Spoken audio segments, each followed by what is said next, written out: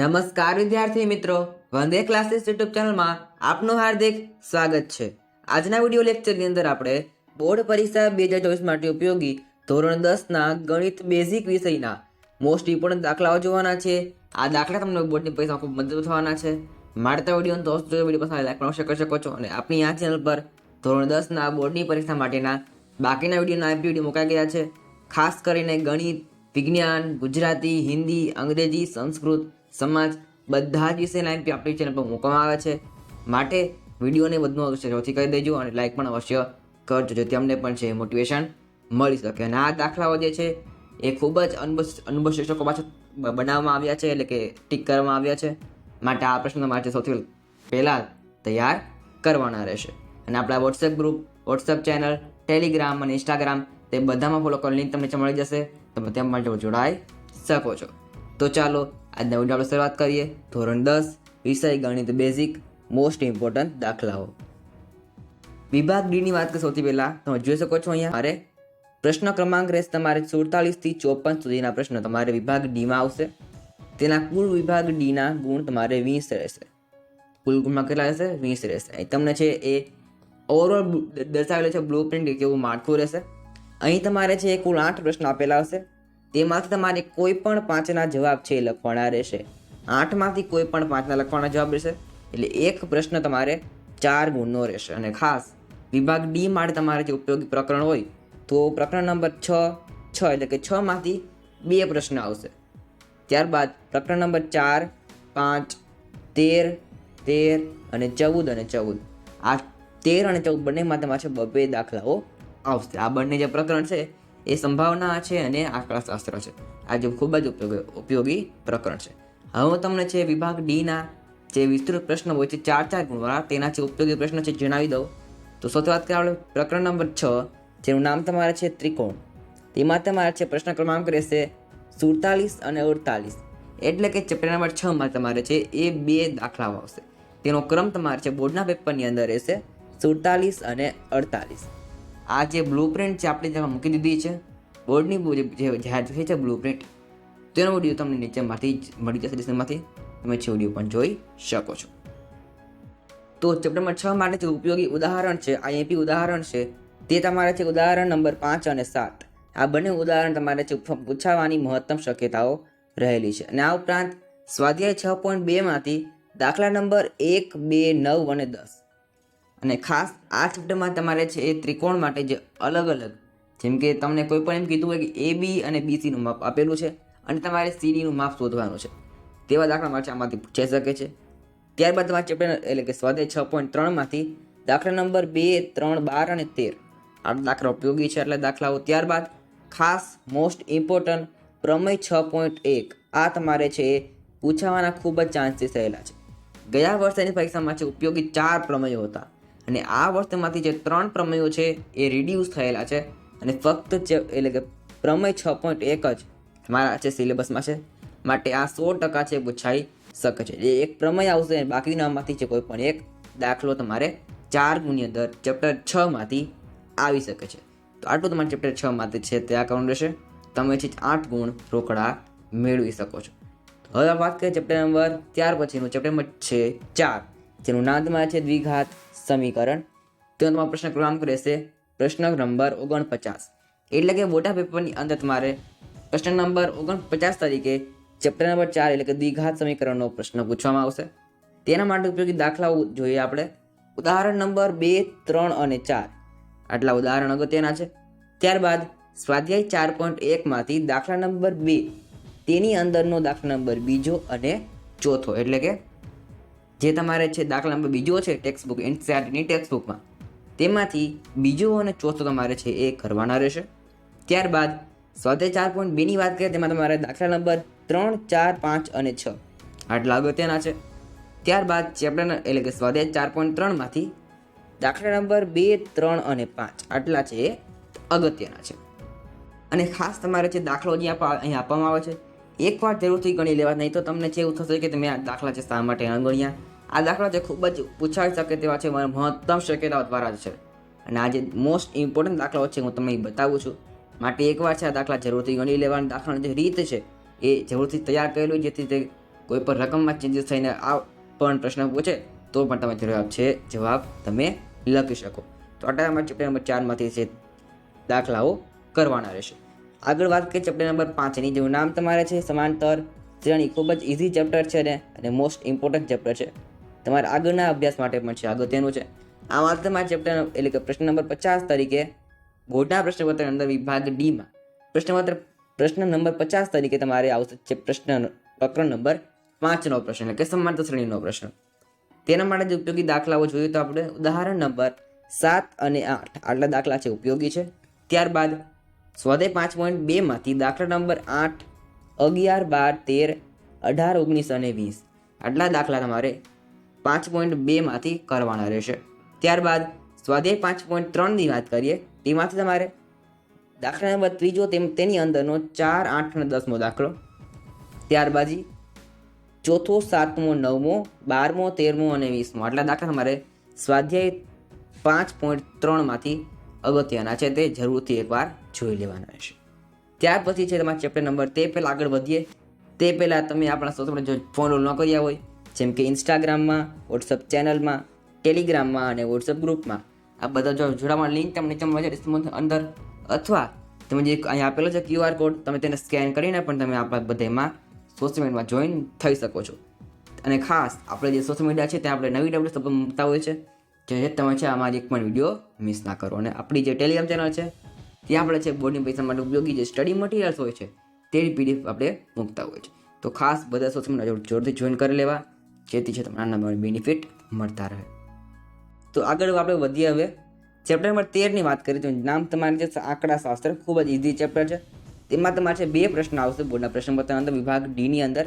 તેનો ક્રમ તમારે રહેશે પ્રશ્ન નંબર 51 અને 52. આ બંને તમારે છે એ ચેપ્ટર નંબર 13માંથી આવશે. તેના જે ઉપયોગી દાખલા જોઈ લે તો આપણે ઉદાહરણ નંબર 2, 5, 8 અને 9 આટલા છે તમારે ઉદાહરણ છે ઉપયોગી છે. ત્યારબાદ સ્વાધ્યાય 13.1 માંથી દાખલા નંબર 1, 3, 4, 5 અને 8 આજમાં જે સ્વાધ્યાય 13.1 તમારે છે મધ્યક વિષયનું છે. આટલા દાખલા તમારે છે મધ્યકના દાખલા કરવાના રહેશે. અને ખાસ વિભાગ ડી માટે તમારે છે એ મધ્યક હોય, મધ્યસ્થ હોય કે બહુલક હોય, તેના જે ખૂટ્યાવર્ત દાખલા છે એ તમારે જરૂરથી જોઈ લેવા. આમાં તેનો સમાવેશ કરેલો છે, પણ તમને જ્યાં પણ છે ખૂટ્યાવર્ત આવૃત્તિનો દાખલો દેખાય એ તમારે છે 4 ગુણની અંદર આવી શકે છે. ત્યારબાદ 13.2ની વાત કરીએ તેમાં તમારે છે દાખલા નંબર 1, 2, 3 અને 5 આ તમારે છે મધ્યસ્થના દાખલા છે 13.2ની અંદર. મધ્યસ્થના આટલા દાખલા તમારે છે. ત્યારબાદ 13.3ની વાત કરીએ તેમાં તમારે દાખલા નંબર 2, 4, 6 અને 7 આટલા દાખલા તમારે છે બહુલકના છે. આમાં પણ તમારે છે ખૂટ્યાવૃત્તિના દાખલા આપેલા છે, તે પણ તમારે જરૂરથી એકવાર જોઈ લેવા. તો આ તમારે ચેપ્ટર નંબર 13માંથી અગત્યના દાખલાઓ છે. ત્યાર પછી ચેપ્ટર નંબર 14ની વાત કરીએ, જે તમારે છે સંભાવના. તેમાંથી તમારે પ્રશ્નનો ક્રમ રહેશે 53 અને 54. એટલે આમાં પણ તમારે છે 2 દાખલાઓ આવશે. તેના માટે તમારે છે ઉદાહરણ નંબર 11. આ જે ઉદાહરણ છે તમારે છે હેલિકોપ્ટરવાળા જે પ્રશ્ન છે તે તમારે વૈકલ્પિક છે, છતાં પણ તમને છે બોર્ડની અંદર આવી શકે છે. અને આગળ પણ આ ઉદાહરણ છે એકવાર પૂછાઈ ગયું છે, માટે એવું ન સમજતા કે ઉદાહરણ વૈકલ્પિક છે એટલે તૈયાર નથી કરવાનું, પણ એકવાર તમારે છે ઉદાહરણ 11 જે છે એકવાર કરી લેવું. આ ઉપરાંત સ્વાધ્યાય 14.1માં દાખલા નંબર 6, 8, 9, 10, 11, 13, 14, 15, 18, 21 અને 23 આટલા દાખલા તમારા માટે છે ખૂબ જ મોસ્ટ ઇમ્પોર્ટન્ટ છે. એકવાર જરૂરથી તમારા દાખલાઓ બધા જોઈ લેવાના રહેશે. તો આ હતો તમારો વિભાગ ડી સંપૂર્ણ પૂરો થાય છે. તો હવે આગળ વધીએ વિભાગ સી તરફ. વિભાગ સી પ્રશ્ન કરવામાં તમારે રહેશે 38 થી 46 સુધીના પ્રશ્ન તમારે વિભાગ સીમાં આવશે. તેના કુલ ગુણ વિભાગ સીના તમારે 18 છે, એટલે કે વિભાગ સી કુલ તમારે 18 ગુણો છે. તેના માટે ઉપયોગી જોઈ લઈએ આપણે કે અહીં તમને છે કુલ 9 પ્રશ્ન પૂછવામાં આવશે. તેમાં તમારે જે કોઈ પણ 6ના જવાબ તમારે લખવાના રહેશે. 9માંથી કોઈ પણ 6, અને અહીં તમારે દરેક પ્રશ્નના 3 ગુણ રહેશે.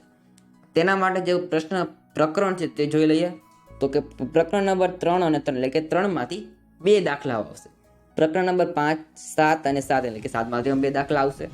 10 અને 10 તેમાંથી પણ 2 દાખલા, અને ચેપ્ટર નંબર 13 અને 14. તો આટલા જે ચેપ્ટર તમારે છે એ વિભાગ સી માટે અગત્યના છે.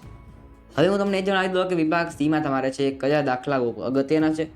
તો શરૂઆત કરીએ આપણે ચેપ્ટર નંબર 3ની, જેનું નામ તમારે છે એ દ્વિચલ સુરેખ સમીકરણ યુગ્મ. આમાં તમારે પ્રશ્ન કરવામાં કરે છે 38 અને 39, એટલે કે આમાંથી તમારે છે એ 2 પ્રશ્ન આવશે. અહીં તમને આપેલા છે ઉદાહરણ નંબર 4, 6, 9, 10, 16 અને 18. આટલા જે ઉદાહરણ તમારે છે એ અગત્યના છે. એકવાર આ બધા જ ઉદાહરણ જરૂરથી જોઈ લેવા. ત્યારબાદ સ્વાધ્યાય 3.1 માંથી તમારે દાખલા નંબર 1, 2 અને 5, 3.2 માંથી દાખલા નંબર 2, 3 અને 5, ત્યારબાદ 3.3 માંથી દાખલા નંબર 2 તેનો બીજો અને ત્રીજો દાખલા નંબર 2 ની અંદર બીજો અને ત્રીજો દાખલો છે તમારે કરી લેવા જોઈએ. આટલા તમારે ચેપ્ટર નંબર 3 માંથી દાખલાઓ અગત્યના રહેશે. કેટલા માર્ક્સ માટે? તો કે 3 માર્ક્સ માટે, વિભાગ સી માટે. ત્યાર પછી આપણે આગળ વધીએ. ત્યાર પછી આપેલું છે ચેપ્ટર નંબર 5 ની વાત કરીએ, જેનું નામ તમારે સમાંતર શ્રેણી છે. તેમાં તમારે પ્રશ્ન નંબર 40 તરીકે વિભાગ સીમાં પ્રશ્ન પૂછાશે. તેના માટે ઉપયોગી ઉદાહરણ જોઈ લઈએ તો ઉદાહરણ નંબર 4 અને 13 આટલા ઉપયોગી ઉદાહરણ છે. અને ખાસ આ ચેપ્ટર જે છે એ તમારે વિભાગ ડીમાં પણ આવે છે, માટે અહીં છે ઓછા દાખલો દર્શાવેલા છે.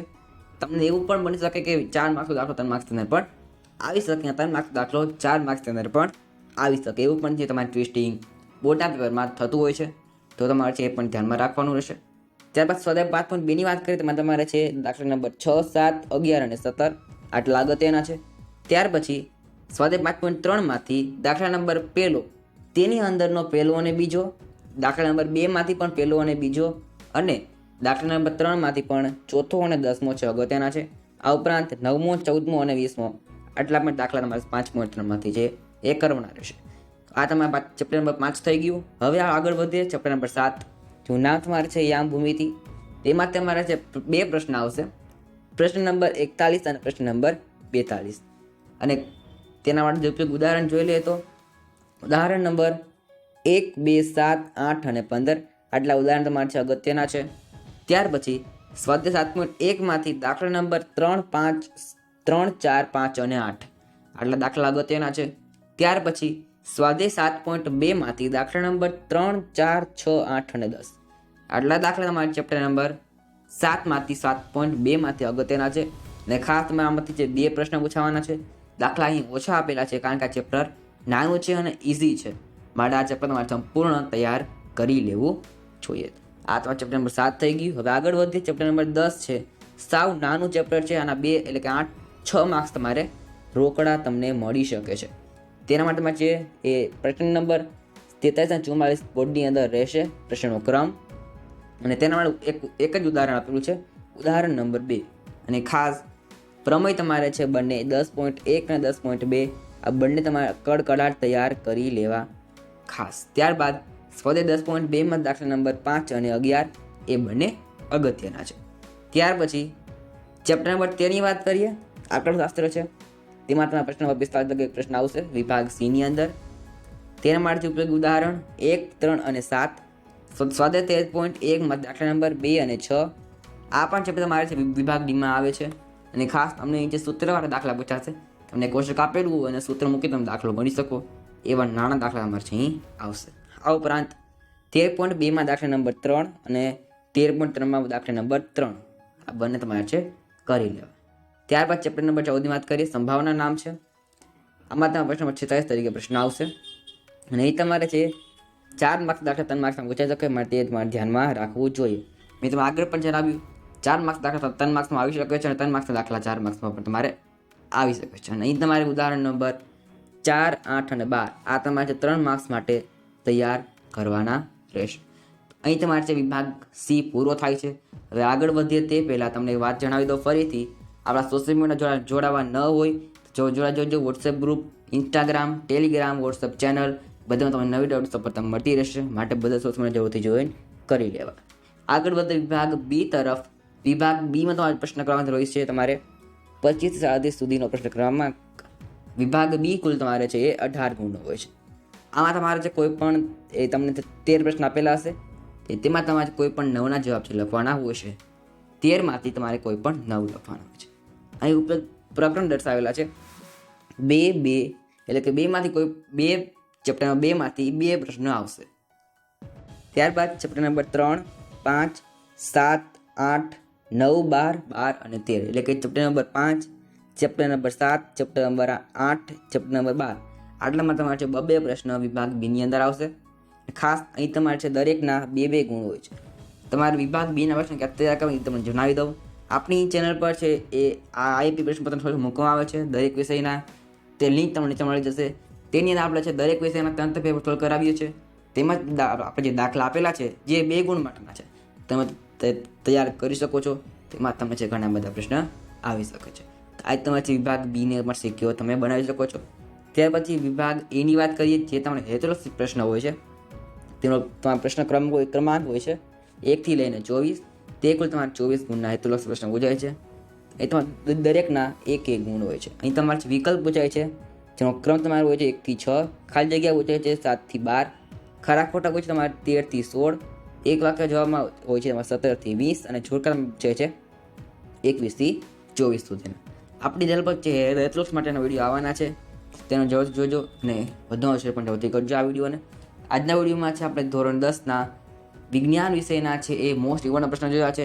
આપણી આ ચેનલ બાકીના વિષયના વિડીયો મુકાઈ ગયા છે તે બધાને તમને મળી જશે. ખાસ વિડીયો લાઇક જરૂરથી કરજો, વધુમાં શેર જરૂરથી કરી શકો છો. તો આજના વિડીયોમાં આટલું જ. ફરી મળીશું વિડીયોમાં. Thanks for watching. All the best.